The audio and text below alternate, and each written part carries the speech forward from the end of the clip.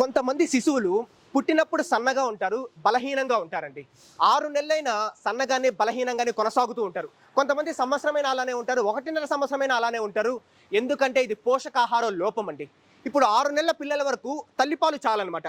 6 నెలల తర్వాత నుంచి తల్లిపాలతో పాటు పోషక విలువలు ఉండే ఆహారం కూడా వాళ్ళు తీసుకోవాలండి.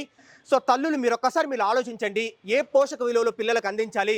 మీరు డాక్టర్స్తో మాట్లాడండి, మీరు ఎక్స్పర్ట్స్తో మాట్లాడండి, వాళ్ళు చెప్తారు.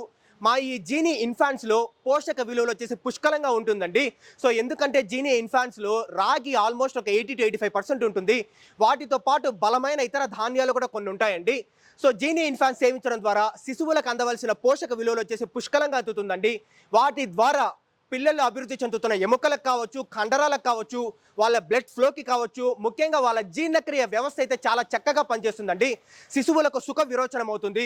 ఎప్పుడైతే సుఖ విరోచనం అవుతుందో వాళ్ళు బాగా నిద్రపోతారు. ఎప్పుడైతే బాగా నిద్రపోతారో అప్పుడు బాగా ఆరోగ్యంగా ఉంటారండి. సో జీనీ ఇన్ఫాన్స్ గురించి మీరు తెలుసుకోండి. శిశువులకు ఎంతగానో, శిశువుల ఆరోగ్యానికి ఎంతగానో ఉపయోగపడుతుంది మన ఈ జీనీ ఇన్ఫాన్స్.